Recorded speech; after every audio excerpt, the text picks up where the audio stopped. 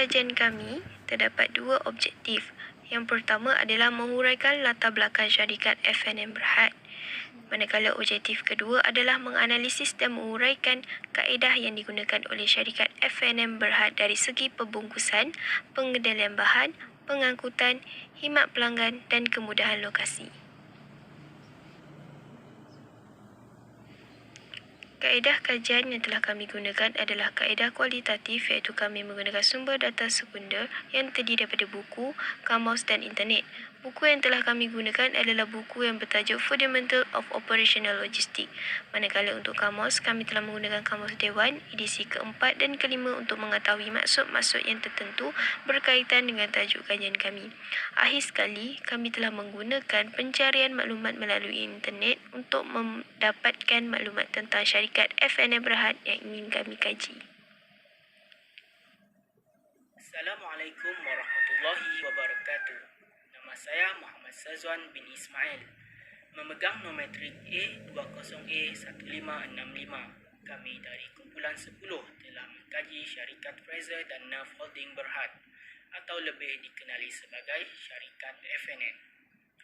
Syarikat FNN ini merupakan syarikat yang bersifat antarabangsa, iaitu berada di beberapa buah negara seperti negara kita sendiri dan negara luar seperti Malaysia, Singapura dan Thailand. Kami memilih syarikat ini kerana terdapat banyak aktiviti logistik yang telah digunakan dan diamalkan dalam menjalankan urusan perniagaan dan perdagangan mereka. Antara aktiviti logistik yang dikaji oleh kami adalah aktiviti logistik yang pertama, pengendalian bahan, khidmat pelanggan, lokasi kemudahan, pengangkutan dan pembungkusan.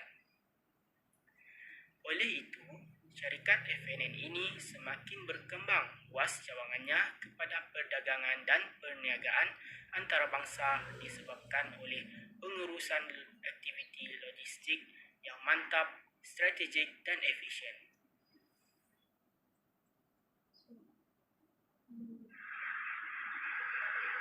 Assalamualaikum dan hai, nama saya Nur Syamini binti Rasti dan nombor metrik saya adalah A20A1786.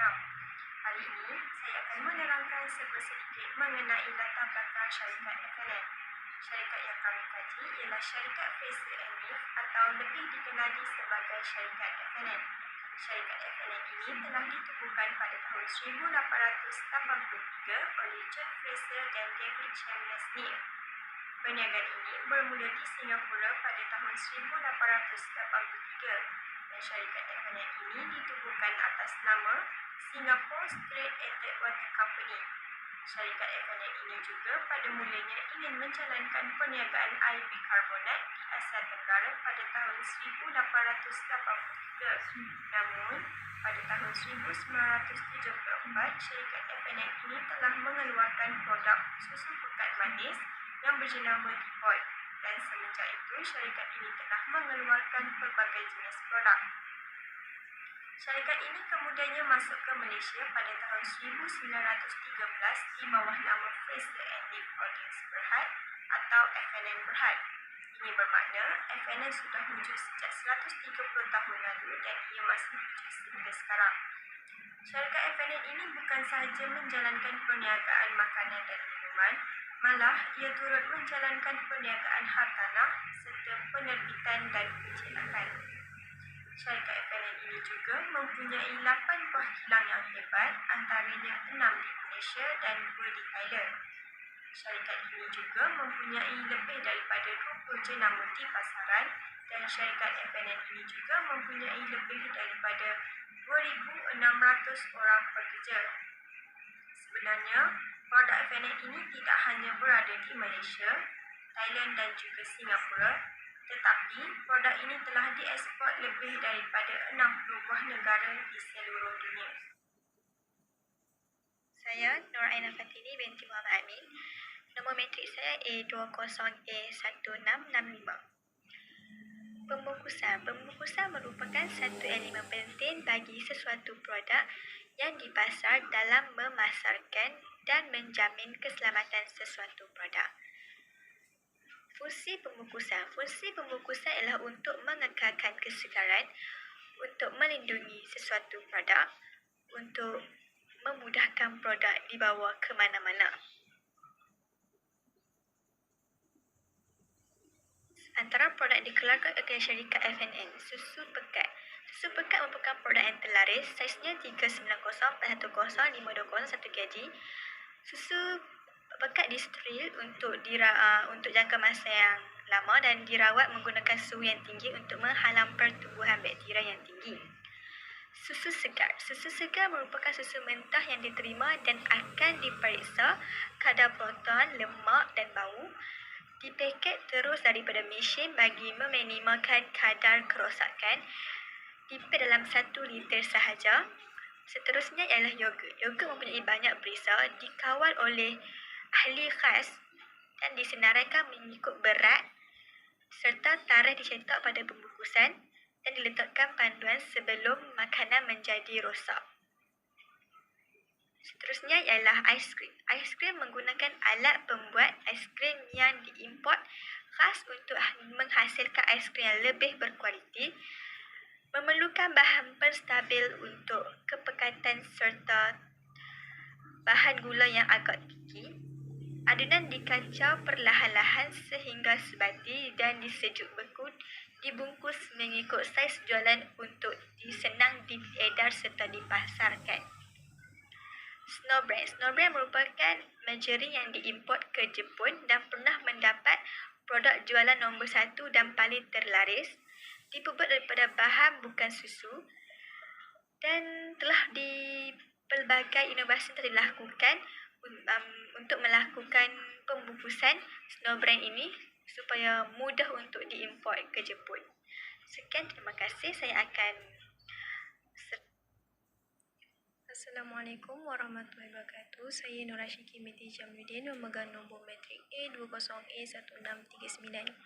Saya akan menerangkan tajuk yang berkaitan dengan pengendalian bahan. Pengendalian bahan adalah cara bagaimana syarikat menyelesaikan masalah pragmatik yang terlibat dari segi pergerakan, penyimpanan di kilang atau gudang, kawalan dan perlindungan bahan-bahan dan sebagainya yang telah dijalankan oleh syarikat FNN Berhad. Untuk menghasilkan produk, syarikat FNN Berhad perlulah memastikan sistem pengendalian bahan berjalan dengan lancar yang terdiri daripada bahan mentah, cara pembungkusan, bagaimana produk dihantar kepada pengguna akhir dengan cara jimat dan selamat. Seterusnya, syarikat FNN mempunyai 4 pengendalian bahan. Yang pertama adalah pengendalian bahan yang halal. Syarikat FNN perlulah mendapatkan pengesahan halal daripada pihak JAKIM sebelum memasarkan produk ke pasaran. Syarikat FNN juga perlu mematuhi setiap piawaian dan keperluan halal yang ditetapkan oleh pihak berkuasa. Seterusnya adalah pengendalian bahan semasa pembungkusan. Syarikat FNN perlulah memastikan cara pembungkusan bagi semua produk telah mengikut spesifikasi yang telah ditetapkan oleh pihak berkuasa. Yang ketiga adalah pengendalian bahan dari segi pergudangan. Ini merangkumi proses penyimpanan dan proses pelupusan yang telah dijalankan oleh syarikat FNN Berhad. Yang terakhir adalah pengendalian bahan dari segi pengangkutan. Syarikat FNN Berhad telah menggunakan 3 jenis pengangkutan, iaitu pengangkutan darat, laut dan juga udara. Pengangkutan darat digunakan untuk menghantar produk ke pasaran Malaysia, manakala bagi pengangkutan laut dan udara digunakan untuk mengekspor produk ke luar negara. Tetapi bagi pengangkutan laut mengambil masa yang panjang berbanding dengan pengangkutan udara yang mengambil masa yang pendek. Tetapi kedua-dua pengangkutan ini memerlukan kos yang sangat tinggi. Sekarang, saya akan menerangkan tentang khidmat pelanggan yang dijalankan oleh syarikat FNN.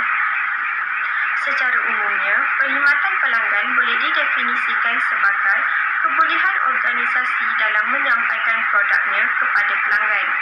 Dalam kajian ini, kami mendapati bahawa perkhidmatan pelanggan yang digunakan oleh syarikat Fraser & Neave, iaitu FNN, adalah sangat berkesan. Ini kerana syarikat FNN menjadikan ia satu agenda penting dalam perancangan strategik organisasi perniagaan mereka.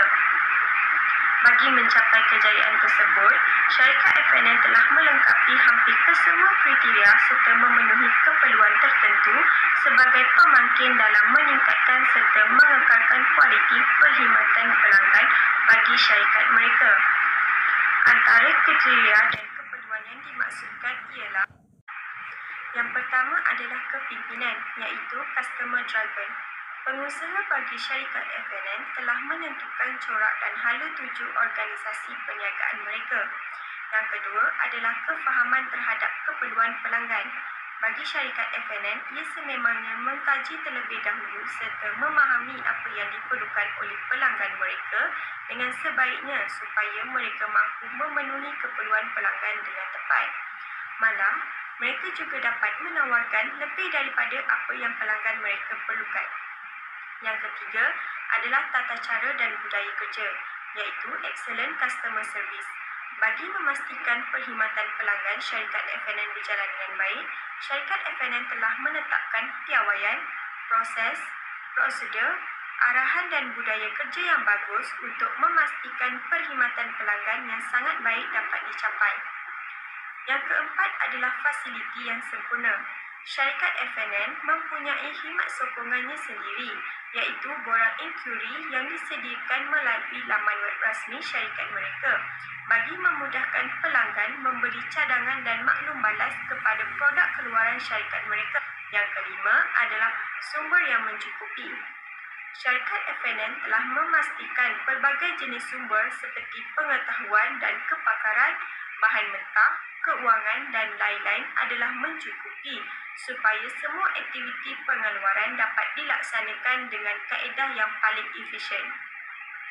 Yang keenam adalah sikap dan komitmen pekerja, iaitu customer value. Syarikat FNN sangat menitik beratkan hubungan antara mereka dan juga pelanggan. Ini kerana pelanggan adalah faktor utama kejayaan mereka pada hari ini. Jadi, sekiranya pelanggan mempunyai sebarang masalah, maka perkhidmatan pelanggan syarikat FNN yang akan menjadi orang pertama yang mengetahuinya supaya hubungan dengan pelanggan akan terjaga dengan baik. Yang ketujuh adalah sistem pemantauan. Bagi syarikat FNN, ia sememangnya mengamalkan sistem pemantauan yang berkesan kepada setiap aktiviti dalam penyediaan dan penyampaian produk kepada pelanggan. Syarikat FNN akan sentiasa bersedia dalam memperbaiki segala kekurangannya dan kesilapan yang pihak mereka lakukan. Okey, terima kasih. Nama saya Muhammad Amir Hazim bin Azmi, nombor matriks A20A1499.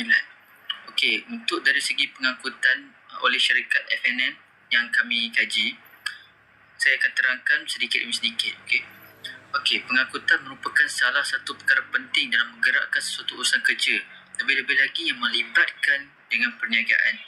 Terdapat beberapa jenis pengangkutan yang telah digunakan oleh syarikat FNN dalam menggerakkan urusan perniagaan mereka dan memastikan produk mereka dapat dipasarkan di seluruh dunia. Okey, pengangkutan pertama yang digunakan oleh syarikat FNN adalah pengangkutan darat. Mereka menggunakan pengangkutan lori dan ini kerana ianya mudah untuk mengirimkan produk minuman dan produk tenusu ke kedai peruncit untuk dijual, dan mereka juga menggunakan perkhidmatan puspakom supaya tidak perkara buruk yang terjadi. Okey, dengan menggunakan pengangkutan darat ini, ia dapat menghantar produk yang mempunyai permintaan ramai dengan cepat. Untuk pengangkutan yang kedua, iaitu pengangkutan kapal kargo.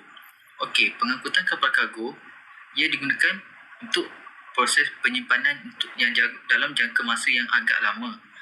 Hal ini dapat meluaskan lagi pasaran ke peringkat antarabangsa kerana kapasiti yang besar membolehkan produk ini dapat diedarkan dengan cepat. Okey, pengangkutan kargo ini juga digunakan untuk proses pembungkusan dan penyimpanan barang. Okey, untuk pengangkutan yang terakhir yang digunakan oleh FNN iaitu pengangkutan kapal terbang. Pengangkutan ini digunakan supaya dapat dihantar dalam masa yang cepat dan dalam tarikh yang ditetapkan oleh syarikat dan pekedai di sesebuah tempat. Dengan menggunakan pengangkutan kapal terbang ini, ia mempunyai kos insurans yang murah, proses penghantaran adalah cepat dan fleksibel dan dapat mengelakkan berlakunya penangguhan terhadap kawasan yang mempunyai permintaan tinggi. So, itu adalah sedikit mengenai pengangkutan syarikat FNN yang digunakan oleh mereka. Jadi, untuk bahagian seterusnya saya akan memberikan kepada rakan saya. Terima kasih. Saya teruskan dengan poin aktiviti logistik saya, iaitu lokasi kemudahan. Syarikat FNN mempunyai banyak lokasi kemudahan yang dibina untuk menggerakkan sistem perniagaan dan perdagangan mereka. Seperti yang kita tahu, syarikat FNN merupakan syarikat yang bersifat antarabangsa.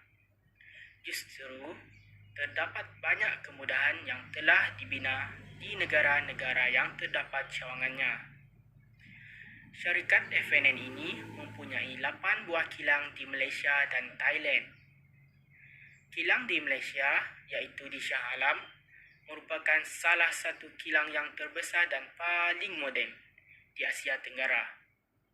Lokasi kilang tersebut sangat strategik di kawasan bandar, iaitu bagi memudahkan penerimaan keluar masuk produk atau bahan bagi syarikat tersebut. Selain itu, di negara Singapura pula, lokasi kemudahan yang telah dibina berada di Tuas Singapura. Lokasi ini sangat sesuai dan strategik bagi syarikat FNN kerana proses pelabuhan negara Singapura sangat efektif dan pantas. Perkara ini secara tidak langsung memudahkan proses ekspor dan import produk keluaran syarikat FNN keluar dan ke dalam negara. Oleh itu, syarikat FNN ini sangat bijak dalam memilih dan membuat lokasi kemudahan mereka dalam menggerakkan sistem perniagaan dan perdagangan mereka. Secara keseluruhannya, syarikat FNN Berhad telah menggunakan banyak aktiviti logistik untuk membangunkan syarikat mereka.